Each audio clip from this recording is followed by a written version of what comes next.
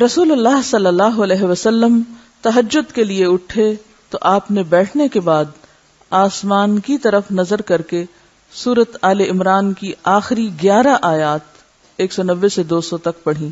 چلیے ان آیات کی تلاوت سنتے ہیں تاکہ آپ کے دل میں بھی اترے.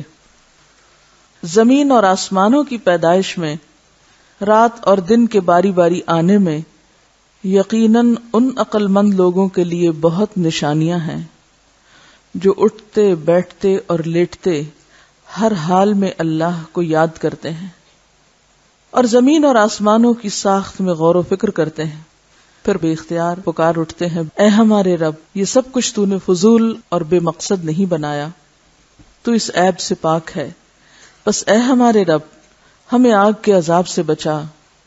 تو نے جسے آگ میں ڈالا اسے در حقیقت بڑی ذلت اور رسوائی میں ڈال دیا، اور ایسے ظالموں کا کوئی مددگار نہ ہوگا. اے ہمارے مالک، ہم نے ایک پکارنے والے کو سنا جو ایمان کی طرف بلاتا تھا اور کہتا تھا اپنے رب پر ایمان لاؤ، سو ہم ایمان لے آئے. بس اے ہمارے خالق ہمارے گناہ معاف فرما اور ہماری برائیاں ہم سے دور کر دے اور ہمارا خاتمہ نیک لوگوں کے ساتھ کر. اے ہمارے رازق، جو وعدے تو نے اپنے رسولوں کے ذریعے ہم سے کیے ہیں انہیں ہمارے ساتھ پورا فرما اور قیامت کے دن ہمیں رسوائی میں نہ ڈال، بے شک تو وعدہ خلافی کرنے والا نہیں ہے. پھر ان کے رب نے ان کی دعا قبول کر لی اور فرمایا میں تم میں سے کسی کا عمل ضائع نہیں کروں گا، خواہ مرد ہو یا عورت، تم سب ایک دوسرے کے ہم جنس ہو.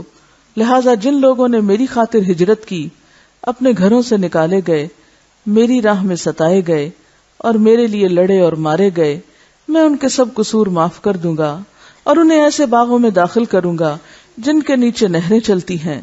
یہ اللہ کے ہاں ان کی جزا ہے اور بہترین جزا اللہ ہی کے پاس ہے.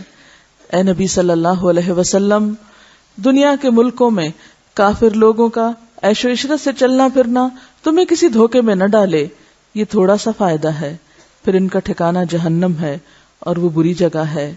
لیکن جو لوگ اپنے رب سے ڈرتے ہیں ان کے لیے باغات ہیں جن کے نیچے نہریں چلتی ہیں، ان میں وہ ہمیشہ رہیں گے. یہ اللہ کی طرف سے مہمانی ہے اور جو کچھ اللہ کے پاس ہے نیک لوگوں کے لیے وہی سب سے بہتر ہے. اور اہل کتاب میں سے بعض لوگ ایسے بھی ہیں جو اللہ پر ایمان رکھتے ہیں اور اس کتاب کو بھی مانتے ہیں جو تمہاری طرف اتاری گئی ہے اور اس کتاب کو بھی جو اس سے قبل خود ان کی طرف اتاری گئی تھی. وہ اللہ سے ڈرنے والے ہیں اور اللہ کی آیات کو تھوڑی سی قیمت پر بیچ نہیں دیتے. یہی وہ لوگ ہیں جن کا اجر ان کے رب کے پاس ہے. یقیناً اللہ جلد حساب لینے والا ہے. اے ایمان والو، صبر سے کام لو، باہم صبر کی تلقین کرو اور جہاد کے لیے تیار رہو اور اللہ سے ڈرو تاکہ تم کامیاب ہو جاؤ. اگر آپ یہ پڑھنا چاہیں تو کیا کرنا ہوگا؟ صبح میں لائٹ آن کر کے، قرآن کھول کے، آنکھیں ملتے ہوئے، اینک لگا کے پھر اس کو پڑھیں گے. ایسے ہی کیا کرنا پڑے گا؟ اس کو یاد کرنا پڑے گا. تو ان آیات کو یاد کر لیں، اور ان آیات کی بھی 7 رنگ کیسٹ موجود ہے ریپیٹڈلی سن کے یاد کرنے کے لیے، کیونکہ مجھے معلوم ہے کہ ابھی تو آپ ایک سسٹم میں ہیں اور آپ کو یاد کرایا جا رہا ہے اور الحمدللہ بہت سے لوگ یاد کرتے چلے جا رہے ہیں. لیکن جب آپ اس سے نکلیں گے تو پھر کیا مشکل ہوگی کہ اس طرح 1 گھنٹہ صبح میں بیٹھ کے گھر میں آپ میں سے کتنے لوگ ہیں جو یاد کریں گے؟ بہت مشکل ہے. ممکن نہیں کہ آپ کو گھر والے 1 گھنٹہ ایک کمرے میں چھوڑ دیں کہ آپ بیٹھ کے یاد کریں چیزیں. یہ تو آپ یہاں چلے آتے ہیں تو آپ کو ایک سپورٹ مل جاتی ہے، مشکل ہوتا ہے. تو اس کے لیے کیا ہے کہ اگر آپ گھر میں کام کر رہے ہیں، کچن میں ہیں، کچھ کر رہے ہیں، ساتھ آن کر دیں، اپنا سنتے رہیں، ریپیٹ کرتے رہیں، ساتھ ساتھ دہراتے رہیں، تو انشاءاللہ اس طرح بھی چیزیں یاد ہو جائیں گی. تہجد کی دعائے استفتاح. اب تو الحمدللہ آپ کو 1 سے زائد دعائے استفتاح یاد ہو گئی ہیں اور ہونی چاہیے، لیکن دعائے استفتاح برائے تہجد پھر مختلف ہے. آپ دیکھیے کہ کیوں، آپ الفاظ دیکھیں گے تو سمجھ میں آئے گا. حضرت ابن عباس رضی اللہ عنہ روایت کرتے ہیں کہ جب رسول اللہ صلی اللہ علیہ وسلم رات کو تہجد کے لیے کھڑے ہوتے تو تکبیر تحریمہ کے بعد یہ پڑھتے، یعنی اللہ اکبر کہہ کے ہاتھ باندھ کے یہ دعا پڑھتے: اللہم لک الحمد انت قیم السماوات والارض ومن فیہن وَلَكَ الْحَمْدُ لَكَ مُلْكُ السَّمَاوَاتِ وَالْأَرْضِ وَمَنْ فِيهِنَّ وَلَكَ الْحَمْدُ أَنْتَ نُورُ السَّمَاوَاتِ وَالْأَرْضِ وَلَكَ الْحَمْدُ أَنْتَ مَلِكُ السَّمَاوَاتِ وَالْأَرْضِ وَلَكَ الْحَمْدُ أَنْتَ الْحَقُّ وَوَعْدُكَ الْحَقُّ وَلِقَاؤُكَ حَقٌّ وَقَوْلُكَ حَقٌّ وَالْجَنَّةُ حَقٌّ وَالنَّارُ حَقٌّ وَالنَّبِيُّونَ حَقٌّ وَمُحَمَّدٌ صلی اللہ علیہ وسلم حق والساعة حق اللہم لک اسلمت وبک آمنت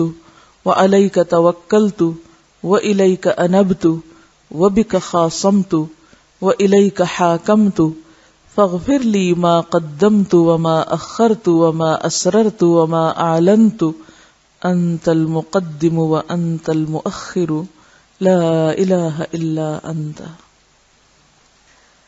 الہی تیرے ہی لیے ہے ساری تعریف، زمین و آسمان اور جو کچھ ان میں ہے سب کو تو ہی قائم رکھنے والا ہے۔ تیرے ہی لیے ہے ساری تعریف، زمین و آسمان اور جو کچھ ان میں ہے اس سب کی بادشاہی تیرے ہی لیے ہے۔ تیرے ہی لیے ہے ساری تعریف، تو ہی روشن کرنے والا ہے زمین و آسمان کو، تیرے ہی لیے ہے ساری تعریف۔ تو ہی بادشاہ ہے زمین و آسمان کا، تیرے ہی لیے ہے ساری تعریف۔ تو حق ہے، تیرا وعدہ حق ہے، تیری ملاقات حق ہے، تیرا کلام حق ہے، جنت حق ہے، جہنم حق ہے، تمام انبیاء حق ہیں اور محمد صلی اللہ علیہ وسلم حق ہیں، قیامت حق ہے۔ الہی میں تیرے سامنے جھک گیا، میں صرف تیرے ساتھ ایمان لایا، میں نے صرف تجھی پر بھروسہ کیا، میں نے صرف تیری طرف رجوع کیا، صرف تیری ہی مدد سے دشمنوں سے جھگڑتا ہوں، میں نے صرف تجھے ہی اپنا حاکم مانا، سو تو میرے اگلے پچھلے اور ظاہر و پوشیدہ اور جنہیں تو مجھ سے زیادہ جانتا ہے سارے کے سارے گناہ معاف کر دے۔ تو ہی آگے کرنے والا ہے، تو ہی پیچھے ڈالنے والا ہے، تیرے سوا کوئی سچا معبود نہیں ہے۔ کچھ چیزوں کے بارے میں صرف ایک خیال رکھنا الگ چیز ہے، اور ان پر یقین رکھنا اور یقین کے ساتھ اللہ کے حضور تنہائی میں کھڑے ہو کر اس کا اقرار کرنا ایک بالکل ہی مختلف اثرات انسان کی شخصیت پر رکھتا ہے۔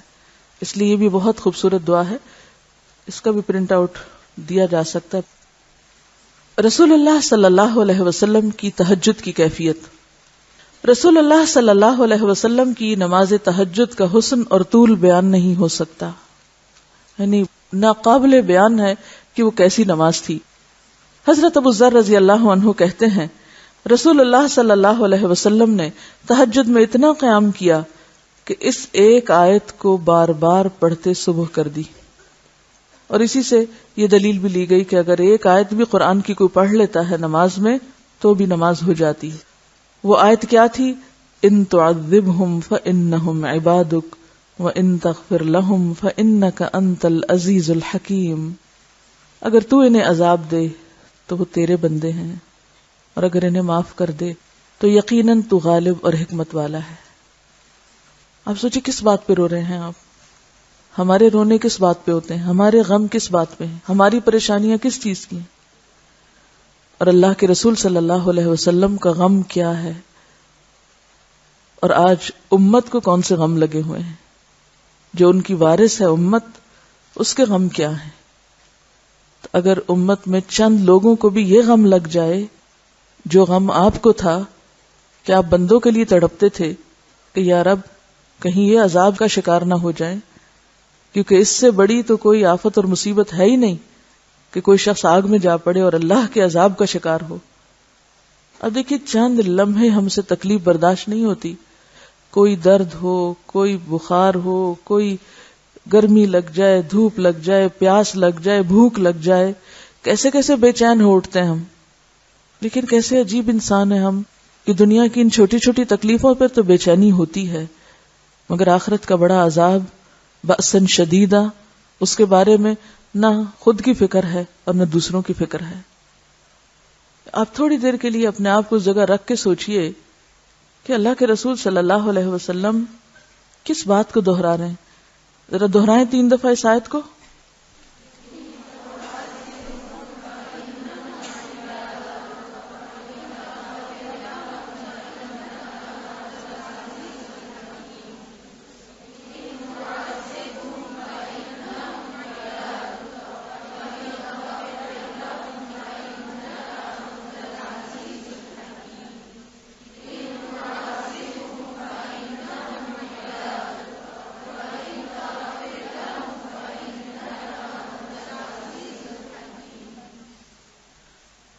کیا سوچ میں آتا ہے کہ آپ کیوں رو رہے تھے اور کیوں ایک ہی آیت پڑھے چلے جا رہے تھے تاکہ صبح ہو گئی، آگے نہیں بڑھے؟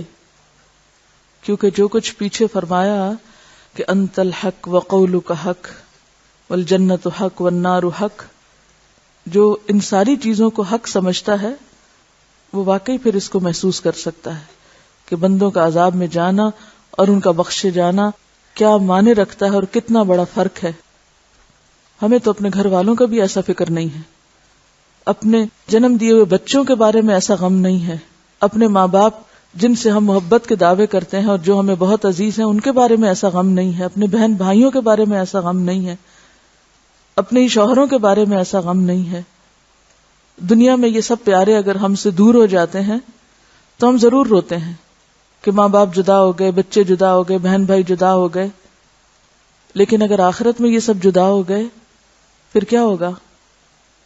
دنیا کی جدائیاں تو عارضی ہوتی ہیں، کچھ عرصے کے لیے جدا ہوئے پھر آ ملے، اور اگر آخرت میں یہ جدائی ہو گئی تو ہمیشہ کے لیے ہو جائے گی۔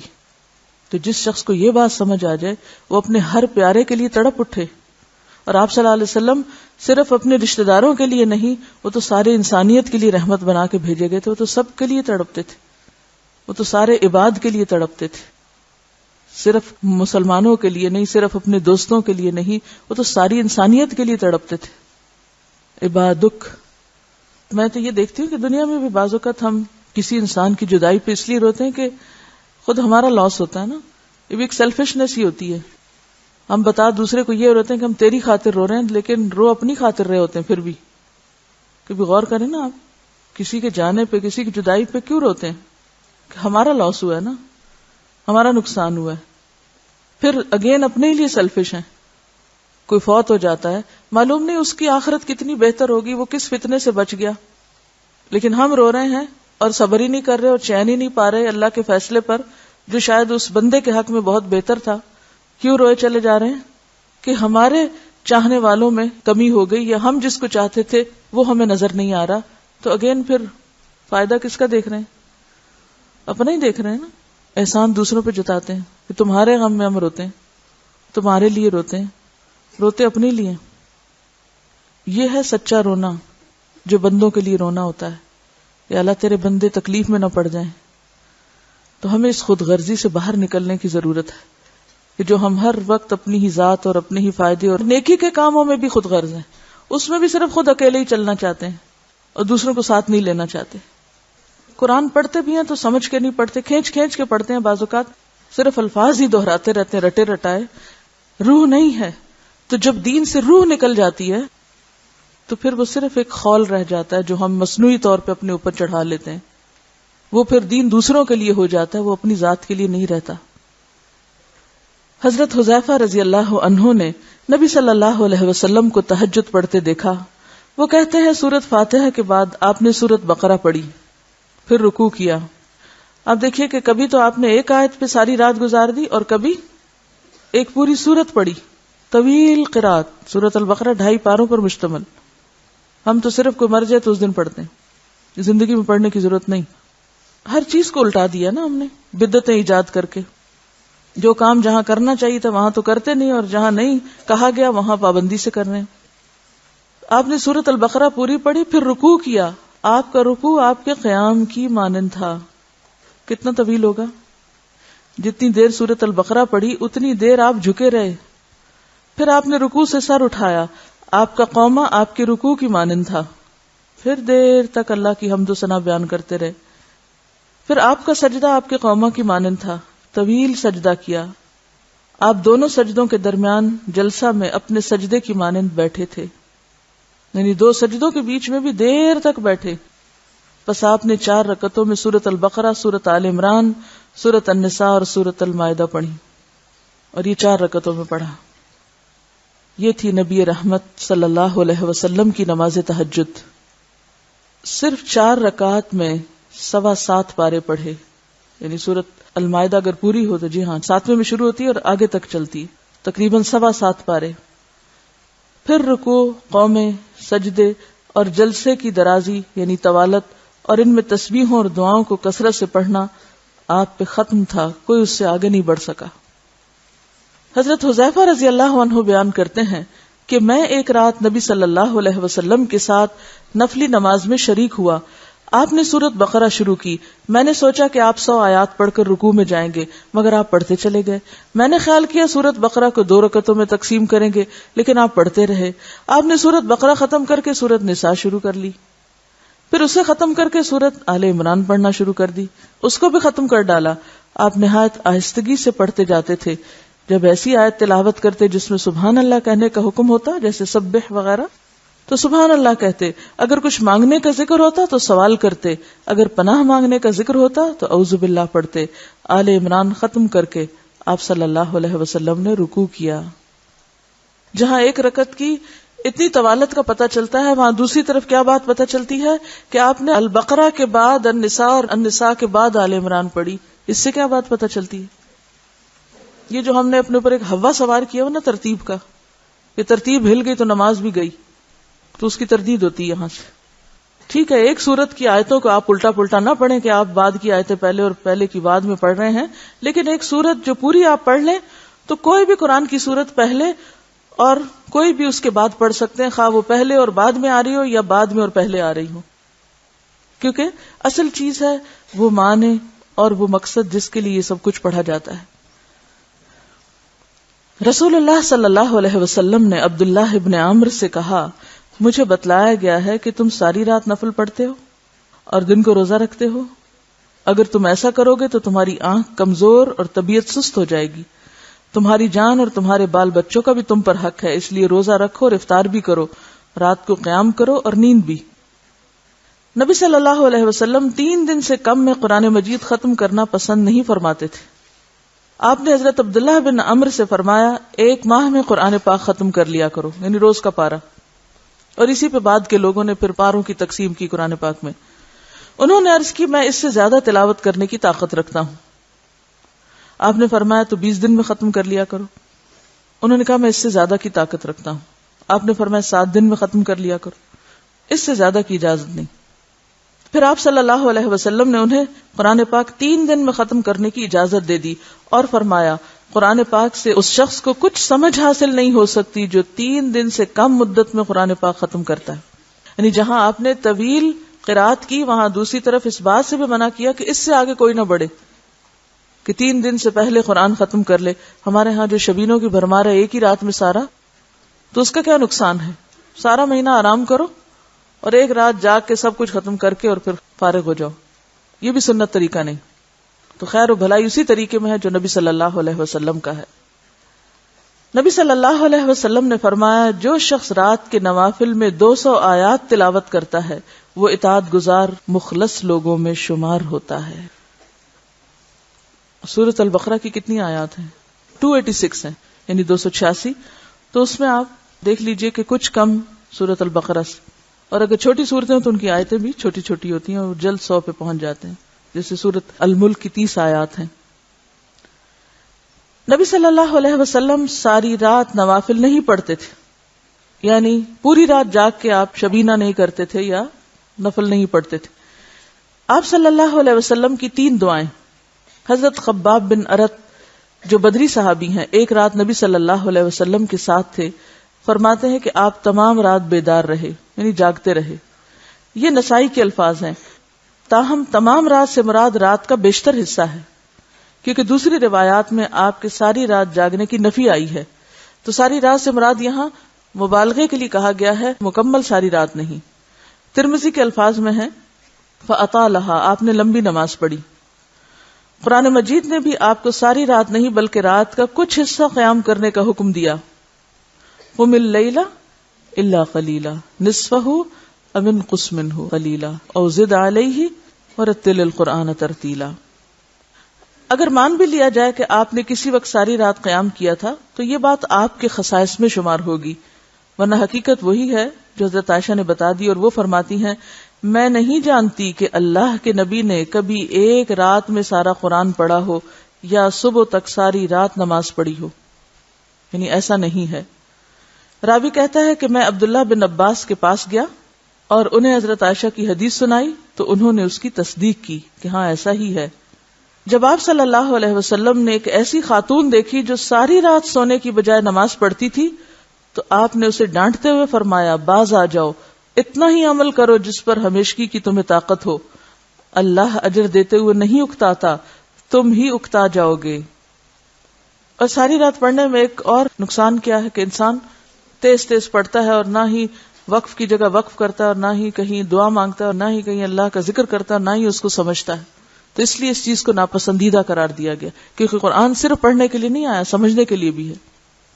تو یہ بات کہ آپ تمام رات بیدار رہے، اس سے مراد کیا ہے؟ رات کا بڑا حصہ، اور اگر واقعی جاگے بھی تو کبھی ایک آدھ دفعہ، وہ آپ کی خصائص میں سے ہے، اور نوافل ادا کرتے رہے یہاں تک کہ صبح صادق ہو گئی۔ جب آپ نے سلام پھیرا یعنی نماز سے، جب آپ نے نماز سے سلام پھیرا تو حضرت خباب نے عرض کیا یا رسول اللہ، میرے ماں باپ آپ پر قربان، آج رات جس طرح آپ نے نوافل پڑھے اس سے پہلے میں نے کبھی آپ کو اس طرح نماز ادا کرتے نہیں دیکھا۔ آپ نے فرمایا تم نے درست کہا، نماز ایسی عبادت ہے جس میں اللہ کے ساتھ اشتیاق یعنی شوق بڑھایا جاتا ہے، کیونکہ وہ اللہ اور بندے کے درمیان سرگوشیاں ہیں نا، بندہ اللہ سے سرگوشی کرتا ہے، اس وقت اللہ کے ساتھ تنہائی میں ملاقات کرتا ہے، سب کو چھوڑ کے اللہ کا بنتا ہے اور اس کے عذاب سے پناہ مانگی جاتی ہے۔ چنانچہ میں نے اللہ تعالیٰ سے 3 سوال کیے جن میں سے 2 قبول ہوئے۔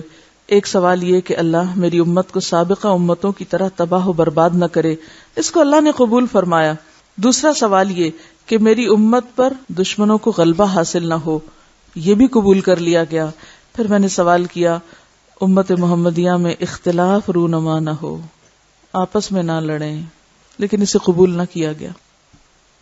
سابقہ امتوں کی طرح تباہ نہ ہو جیسے قوم عاد اور سمود تباہ ہوئے وغیرہ وغیرہ، تو مان لی گئی بات کہ ساری امت بیک وقت تباہ نہیں ہوگی، اور اسی طرح امت پر دشمنوں کو غلبہ حاصل ہو، یعنی پوری امت بیک وقت غلبے میں نہ آئے، یہ بھی مان لی گئی، یعنی جزوی غلبے تو ہو سکتے ہیں لیکن کلی نہیں۔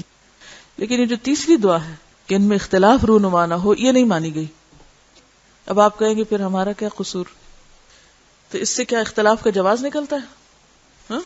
کیا پتہ چلتا ہے کہ یہ تو اور امتحان ہو گیا، اس معاملے میں تو اور زیادہ کانشیس ہونے کی اب ضرورت ہے، کیونکہ اگر یہ دعا بھی قبول ہو جاتی تو پھر ہمارا تو امتحان ہی نہ رہتا۔ کیا خیال ہے؟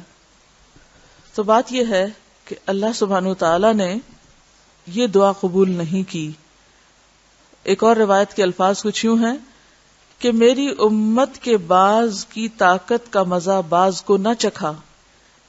بعض کی طاقت یعنی جو طاقتور ہیں ان میں کسی بھی لحاظ سے، علمی لحاظ سے یا مالی لحاظ سے یا کسی اور اعتبار سے، کوئی حکومت یا عہدے کے اعتبار سے، تو بعض کی طاقت کا مزہ بعض کو نہ چکھا، یعنی طاقتور کمزور پر زیادتی نہ کرے، اختلاف اور ٹکراؤ نہ ہو، یہ نہیں مانی گئی بات۔ تو اس سے کیا پتہ چلتا ہے کہ اس معاملے میں ہم سب امتحان میں ہیں کہ کس کے پاس کس وقت کون سی طاقت آتی ہے اور اس کا استعمال کیسے کرتا ہے۔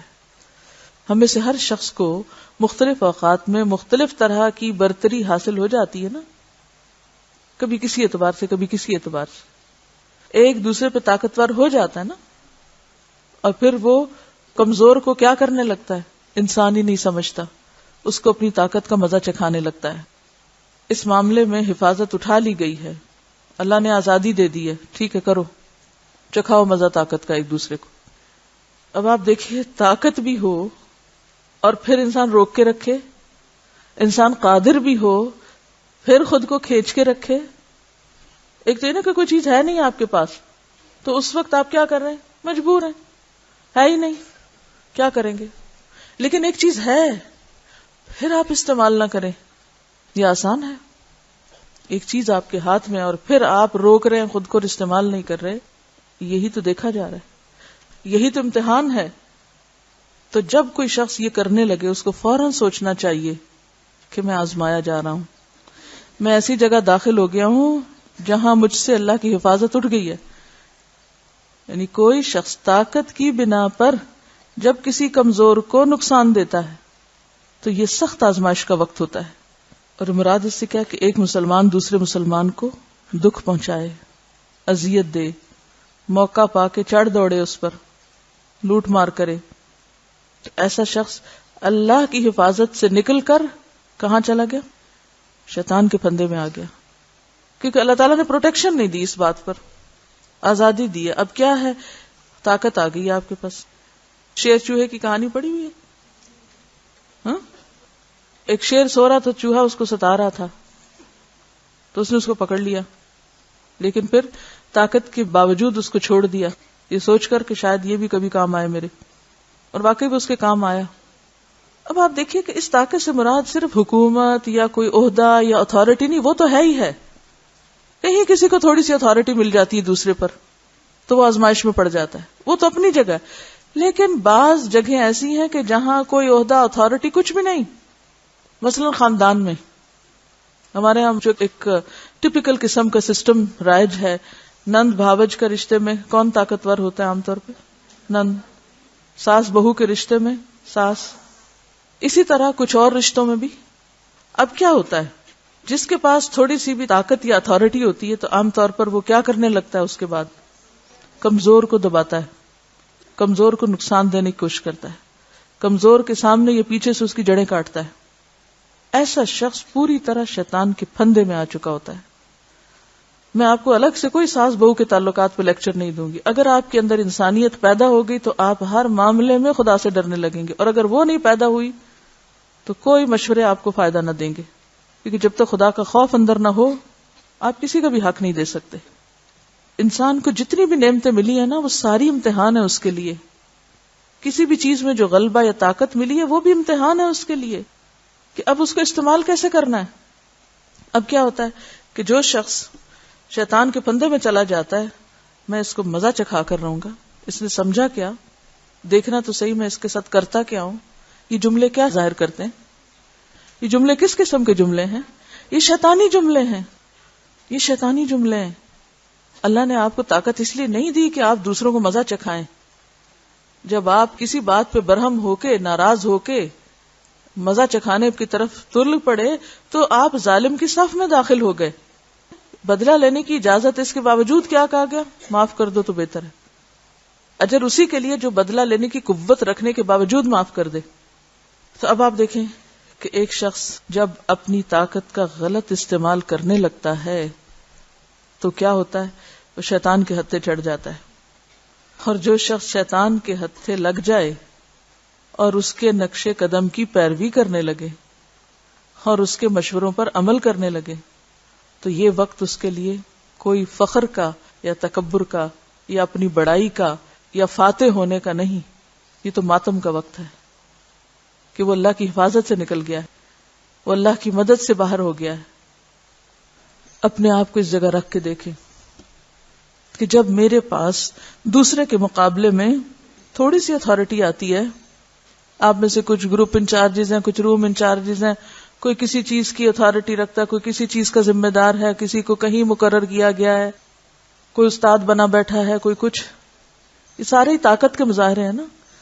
ان مواقع پر انسان خود کو کتنا سنبھالتا ہے کہ دوسرے کے ساتھ ظلم نہ کرے. عام طور پر ہمارے ہاں کیا ہوتا ہے کہ بہن بھائیوں میں اگر کوئی کوائٹ ہے، دھیما ہے، خاموش ہے، سارے اس کو مذاق اڑانے لگتے ہیں، سارے اس کے پیچھے پڑ جاتے ہیں، سارے اس کو ستانے لگتے ہیں، اس کو انسان ہی نہیں سمجھتے.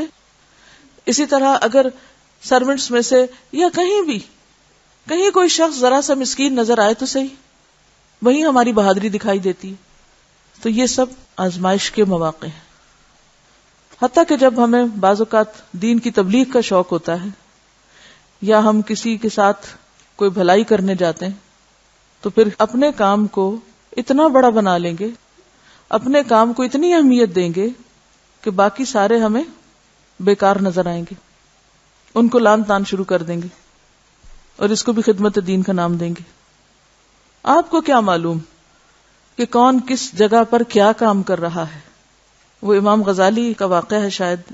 وہ کہتے ہیں کہ میں اپنے والد کے ساتھ سفر پر تھا تو میں اٹھا اور تہجد کی نماز پڑھی تو قافلے کے کچھ لوگ تھک کے سوئے ہوئے تھے تو انہوں نے تہجد نہیں پڑھے. تو میں نے اپنے والد سے کہا کہ یہ دیکھیں کتنے بدقسمت لوگ ہیں، قبولیت کا وقت اور یہ سو رہے ہیں. تو آپ کو یاد ہے والد نے کیا کہا تھا کہ کاش تم سوئے رہتے اور تہجد نہ پڑھتے. کیوں؟ اس لیے کہ انہوں نے تہجد تو نہیں پڑھے لیکن کسی کی برائی بھی نہیں کی.